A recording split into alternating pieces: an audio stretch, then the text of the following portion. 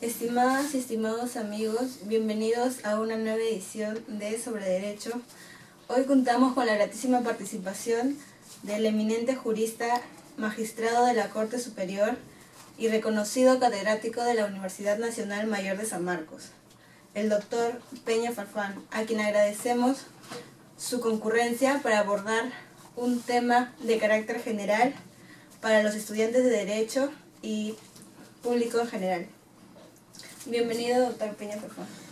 Bien, buenas tardes, porque ya pasamos el mediodía. Un saludo especial, sobre todo a quienes están desarrollando esta actividad. Los felicito. Para mí es una agradable sorpresa, sobre todo tratándose de alumnos de la Universidad Nacional Mayor de San Marcos, de propia iniciativa. Pues adelante con vuestras preguntas. La primera pregunta es, ¿cuáles son las etapas del proceso penal? Las etapas que dice el código son tres, ¿no? La investigación preparatoria, una etapa intermedia y el juzgamiento. Estas son las tres etapas importantes. La segunda pregunta, ¿por qué algunos juristas mencionan que hay 5 etapas en el proceso penal, como la etapa preliminar, la etapa preparatoria, la etapa intermedia, etapa de juicio oral y etapa de ejecución de sentencia? Como bien lo has resaltado, se hace con fines didácticos. El código señala 3 etapas, pero algunos profesores quieren que los alumnos tengan una idea más global, ¿no? La justicia debe ser pronta y cumplida, por eso es que se alude a la etapa de la ejecución, que a veces nos olvidamos de los presos o también de cuando ya están libres, y también de los agraviados nos olvidamos. Y en la etapa intermedia se subdivide, ¿no? En etapa, diríamos, en diligencias preliminares e investigación preparatoria propiamente dicho.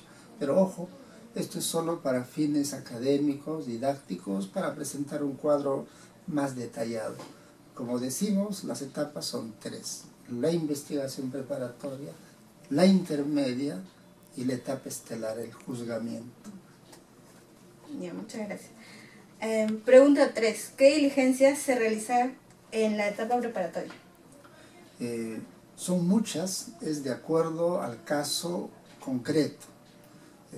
Si el caso es simple, seguramente pocas. Si el caso es complejo, lo que el fiscal determine. Quien dirige la investigación preparatoria es el Ministerio Público. Entonces, ¿no? Si hablamos desde la noticia criminal, va a trabajar con el apoyo de la policía, y si se trata, por ejemplo, de un crimen, ¿no? Van a ser muchas las diligencias que va a realizar la policía, sobre todo a nivel preliminar, para recoger vestigios, para recoger elementos sobre cómo es que habría ocurrido el crimen, y declaraciones a nivel preliminar.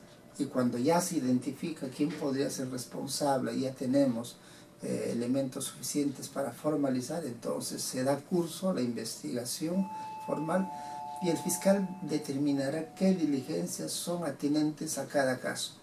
No es lo mismo, por ejemplo, tráfico de drogas, no es lo mismo delitos sexuales, no es lo mismo temas de estafa. Es decir, cada delito de por sí ya nos indica qué diligencias van a ser necesarias para su comprobación. ¿Qué es lo que vamos a comprobar? Que el delito se ha realizado, quiénes son los presuntos responsables y de qué manera habrían participado. Entonces vamos a ver la declaración de imputados, la declaración de testigos, el recojo de elementos de prueba, hasta se pueden dar casos de interceptación, de comunicaciones, allanamientos, lo que el caso indique como necesario, además de lo que el abogado defensor pueda solicitar, acciones que puedan beneficiar a su defensa. Todo esto se llama actos de investigación. Claro. Pregunta número 4. ¿Cómo debe actuar la defensa del procesado en la etapa preparatoria? Bien, la defensa del procesado tiene un mandato constitucional.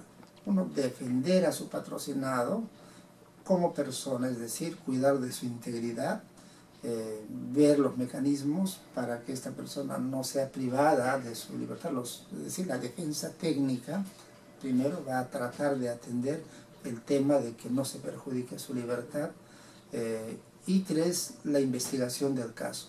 Si aquí tiene dos posibilidades: una acción pasiva, es decir, estar a lo que el fiscal esté investigando, y una actitud activa, ¿no? O proactiva, es decir, solicitar diligencias al fiscal que sean convenientes para su defensa. En otros países, y aquí también podría hacerse, los abogados también pueden hacer su propia investigación, y para que esto tenga mayor valor, hacer que los actos de su investigación sean también incorporados a la carpeta fiscal, es decir, solicitar al fiscal que se realice, ¿no?, la recepción de documentos, la toma de declaraciones desde la óptica de la defensa, ¿no? Pregunta número 5. ¿Cómo actúa el fiscal en esta etapa, la etapa preparatoria? En esta etapa, como hemos indicado, toma conocimiento de la noticia criminal y tiene dos opciones: realizar por sí la investigación o con el apoyo de la policía. Además, tiene que cuidar, para no perjudicar el caso, que el abogado defensor, ¿no?, pueda participar en todas las diligencias, de tal forma que los actos de investigación que practique, y donde también esté, ¿no?, la presencia del abogado defensor, le va a dar mayor garantía a sus acciones, y también va a ser menos discutible cuando se lleve el caso a lo que sería un análisis de la investigación. Sí. Pregunta número 6. ¿Qué medidas debe realizar la defensa del procesado en favor de este durante la etapa de investigación? Si la persona está detenida, ¿no?, o va a ser objeto de una medida de detención, tendrá que argumentar las razones a favor de su patrocinado.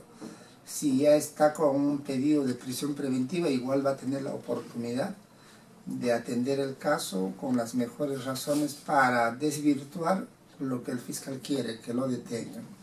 Si ya la persona está detenida por mandato judicial, puede pedir el cese de la prisión preventiva, pero para esto, basado en nuevos actos de investigación que hayan disminuido la intensidad de aquellos que dieron lugar a la detención preventiva. Es decir, si su patrocinado está detenido, él tiene que ver la manera de que en la investigación se den actos que puedan favorecer respecto a la fuerza de los cargos y elementos de convicción y otras razones que han dado lugar a la prisión preventiva. Estamos hablando respecto de la medida de coerción. Respecto al mismo proceso, ¿no?, hay medios técnicos de defensa, es decir, puede plantear excepciones, prescripción, a lo mejor el hecho no constituye delito, también lo puede plantear, y otros tipos ¿no?, de medios técnicos de defensa que se llaman cuestiones previas, cuestiones prejudiciales. En algunos casos, si hubiese temor de parcialización por parte del juez, puede inclusive recusar a la autoridad. Pregunta número 7. En relación a la teoría del caso, ¿es muy importante que se realice desde esa etapa o se puede esperar a llegar a la etapa intermedia para poder aplicarla? La teoría del caso se empieza a desarrollar, a construir, desde que se conoce la noticia criminal por el fiscal. Es decir, él de inmediato desarrolla una teoría del caso, que eso le va a permitir orientar su investigación hacia el objetivo concreto. Cada caso, ¿no?, nos va a dar idea, así como hablábamos de qué diligencias se realizan, de cuál es la historia que se habría desarrollado, porque, ojo, las noticias están en el pasado y uno trata de reconstruir esa historia. El fiscal lo hace desde su perspectiva, es decir, para llevar a una persona al proceso, Y el abogado también desarrolla su teoría del caso desde que, desde que su cliente lo consulta y lo toma como abogado. Cuando examina el caso, de inmediato tiene que construir la teoría del caso que le va a permitir desarrollar las estrategias mejores para lograr sus objetivos. Pueden haber casos donde la teoría del fiscal sea diferente a la teoría del abogado, o casi paralelas, pero no podría asumir la teoría del fiscal. Hay situaciones en las que a veces el abogado no tiene teoría del caso, que quiere decir que hay evidencia, y entonces es difícil de discutir. Entonces una estrategia podría ser allanarse y buscar un acuerdo con el fiscal o la terminación anticipada. Pero ojo, es desde el inicio, la teoría del caso es una herramienta de trabajo, ¿no? Es una herramienta, es como que nos señala el camino, la carretera dentro de un mapa para poder llegar a la meta. Pregunta 8. Para todos los que están viendo esta entrevista, ¿puede explicarnos en qué consiste la teoría del caso, ya que muchos no están familiarizados con esto? En principio, la teoría del caso es una herramienta de trabajo para abordar, ¿no?, estrategias mejores para atender un caso, desde el punto de vista de la fiscalía o desde el punto de vista de la defensa. Es decir, conocido un acontecimiento, uno va a construir la versión más cercana a la realidad desde su óptica respecto a lo que habría ocurrido, y eso nos va a indicar el camino, es decir, todo lo que se necesita investigar para que el fiscal pueda llevar su caso al juzgamiento. Igual, el abogado, desde su óptica, que es de defensa, podrá tener frente a un hecho o noticia criminal una historia desde su punto de vista, la que mejor atiende los intereses de su patrocinado, para afrontar la investigación del fiscal con con el objetivo de desvirtuar, ¿no?, las incriminaciones o de aminorar su responsabilidad en caso que él tenga participación. Por lo tanto, resumiendo, por ejemplo, en pocas palabras dicen, es la versión que el fiscal tiene sobre los hechos en relación a los imputados. Y desde la perspectiva de la defensa, es la versión que tiene el abogado de los hechos desde la historia que mejor le favorezca a su patrocinado. Un ejemplo, ¿no? Tenemos el tema conocido, ¿no?, el tema de Abencia Mesa. Para la fiscalía, esta persona habría participado desde fuera, ¿no?, determinando que Mamanchura mate a Alicia Delgado. Desde la perspectiva de la defensa, podría ser de que Abencia Mesa, si bien es cierto, ha tenido antes relaciones con Alicia Delgado, no hay prueba de que ella haya tenido algo que ver con Mamanchura respecto a la muerte que éste le dio a Alicia Delgado, y más aún es ajena a estos hechos, estaba en otro lugar, y eso es lo que va a demostrar. Entonces, las dos perspectivas nos van a dar distintas acciones por parte de la Fiscalía o por parte de la defensa para acreditar su teoría del caso. Ya. Pregunta número 9. ¿Cuáles son las estrategias básicas que deben realizar los abogados defensores a favor de sus patrocinados? Lo primero, conversar con su patrocinado para que éste le cuente toda la verdad. Si el procesado no le cuenta la verdad a su abogado, es como el médico. Si uno le cuenta mentiras, lo que el médico buenamente podría hacer es darnos una medicina que a lo mejor nos mate, ¿no? En cambio, si le cuenta la verdad de sus dolencias, el médico va a ser más cuidadoso en ver qué exámenes va a realizar y qué medicina sería la más adecuada. Esto en primer lugar, es decir, buscar que su patrocinador le cuente la verdad. Y dos, desarrollar su teoría del caso a partir de ahí. Es decir, esto le va a permitir tener un plan de acción. Y dentro de ese plan de acción, ver las acciones más estratégicas, es decir, las más importantes, las más vitales, para desarrollar su actuación. Y entonces conocer el caso, para esto habrá estudiado el caso, no solo va a conversar con su patrocinador, sino ha estudiado el caso, conoce todo lo que tiene el fiscal y también puede realizar investigación por su propia cuenta y buscar que esto, si es que le favorece, ingrese también a la investigación que hace el fiscal. Y finalmente, ya en el juicio oral, para eso tiene que estar bien preparado para poder desarrollar las técnicas de litigación oral, cómo presentar su teoría del caso, cómo desarrollar los interrogatorios y cómo al final hacer el análisis del caso, es decir, los alegatos finales o de clausura, buscando convencer o persuadir de su posición al juez.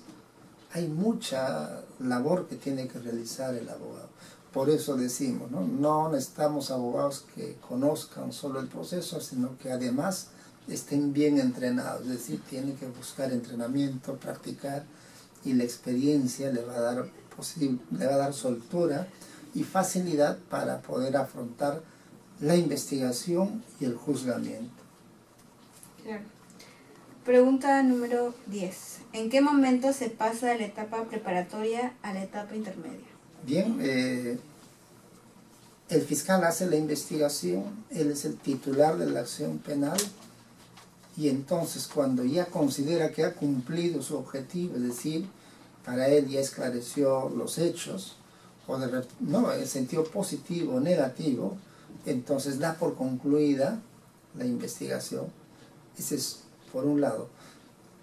Por otro lado, es cuando ya se agotaron los plazos, ya no tiene más plazo, y entonces tiene la obligación de dar por concluida la investigación preparatoria y pronunciarse, igual que en el primer caso. Esta segunda oportunidad puede darse también a pedido de los abogados, es decir, que están controlando el plazo. Le dicen, señor fiscal, ya venció el plazo, pronúnciese. Si no lo hace el fiscal, puede acudir al juez, para que el juez le diga, señor, ya se venció el plazo, dicte usted la disposición que corresponda. Esa disposición puede ser de sobreseimiento, es decir, encuentra que el caso no puede pasar al juicio oral y debe archivarse y se lo pide, lo plantea así en ese sentido, o a lo mejor formula la acusación. Entonces la investigación preparatoria concluye o dentro del plazo o porque cumplió sus objetivos con dos posibilidades. La solicitud de sobreseimiento, que es de archivamiento del caso, o la acusación. Pregunta 11. ¿Se puede poner fin al proceso en la etapa intermedia o desde la etapa preparatoria? En la etapa intermedia se puede poner fin al proceso en distintas circunstancias. Como hemos indicado antes, si el fiscal pide el sobreseimiento, se corre traslado a las partes, no hay mayor observación, el sobreseimiento es pedir el archivo de la causa, se pone a debate y si el juez luego de esta discusión encuentra que en efecto tiene razón el fiscal, se archiva la causa, se dicta un auto de sobreseimiento. Bien, otro escenario, el fiscal acusa, pero los abogados pueden pedir el sobreseimiento. Se abre a discusión, luego de ese debate, si el juez le da la razón a los abogados, desestima la acusación e indica de que hay razones causales que están en la ley para archivar el caso. Es decir, una de ellas podría ser de que no hay suficientes elementos que ameriten que el caso pueda soportar acudir a juicio. Estamos hablando de insuficiencia probatoria. O de repente se encuentra que el caso tiene supuestos de atipicidad y si le da la razón al abogado, se archiva el caso. Estamos entonces frente a que en la etapa intermedia puede darse el archivamiento del caso, pero también en la etapa preparatoria, ¿no?, puede haberse dado situaciones que permitan archivar el caso. Hablábamos de los medios técnicos de defensa. Una excepción de prescripción. No hay necesidad de que el caso prospere. Si el juez encuentra que el caso ha prescrito, se archiva. Otro, una excepción de improcedencia de acción. Se establece de que lo que se estaba investigando, de acuerdo a lo que se tiene postulado por el fiscal, es un caso que no es justiciable penalmente. Entonces se archiva el caso. Se pueden dar esas posibilidades. Y también si entendemos que la etapa de investigación preparatoria empieza con la noticia criminal y los primeros actos de investigación, hay muchos delitos que permiten que el fiscal archive el caso vía lo que se llama el principio de oportunidad. Sobre todo cuando el procesado acepta los cargos y repara lo que podría haber sido el daño. Ejemplo, en un delito de estafa, el imputado o procesado acepta los cargos, devuelve lo que ha sido objeto de estafa y participa en esto el agraviado y está conforme. En una apropiación ilícita, igualmente devuelve lo que era apropiación ilícita, el agraviado podría estar presente o no, igual se puede dar el principio de oportunidad. O casos de lesiones culposas, ¿no? Son muchas las posibilidades que tiene el juez. Otro caso es cuando también se solicita la terminación anticipada. Hay un proceso de terminación anticipada que se desarrolla ante el juez. Es decir, el procesado acepta los cargos, se ponen de acuerdo con el fiscal sobre cuál sería la pena probable. Si el juez aprueba ello, también termina el proceso. Es decir, hay muchas formas de anticipar la culminación del proceso. Última pregunta. ¿En qué momento se pasa de la etapa intermedia a la etapa de juicio oral? Bien, hemos hablado de la investigación preparatoria, hemos hablado de la etapa intermedia. Aquí hablábamos de una acusación que a lo mejor puede ser archivada por sobreseimiento porque no da para que pase el juzgamiento, pero si ocurre que la acusación no está bien sustentada, no es posible que sea rebatida por la defensa, el juez hace un control formal y un control sustancial. Y en consecuencia, si da por aprobado estos controles, el caso queda expedito para que esa acusación pase al juicio oral. Y si el juez dispone que ello sea así, el expediente lo pasa a otro juez de juzgamiento o a un tribunal de juzgamiento. Ya el tribunal de juzgamiento dicta el auto de enjuiciamiento, cita para determinada fecha y ya estamos en el juzgamiento, que eso ya es otra etapa que merece también, diríamos, una mayor explicación, porque es la etapa estelar del proceso. Muchas gracias. Muy bien, reitero mis felicitaciones y saludos también a todos los que estén revisando este material. Muchas gracias.